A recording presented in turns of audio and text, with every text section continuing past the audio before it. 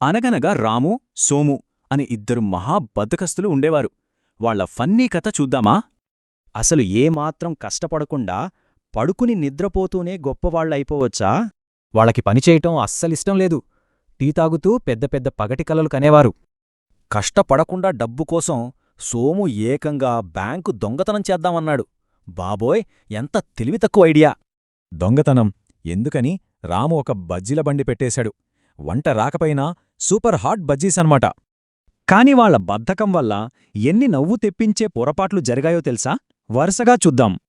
బజ్జీలు మాడి బొగ్గులా అయిపోతే కస్టమర్ అడిగినప్పుడు అది స్పెషల్ స్మోకీ ఫ్లేవర్ అని రాము భలే కవర్ చేశాడు.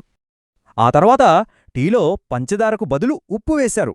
పాపం అది తాగిన ఒక తాతయ్యకు మైండ్ బ్లాక్. పని చేయడం బద్దకించి యూట్యూబ్లో దెయ్యం ప్రాంక్ వీడియోలు తీసి డబ్బులు సంపాదిద్దామనుకున్నారు.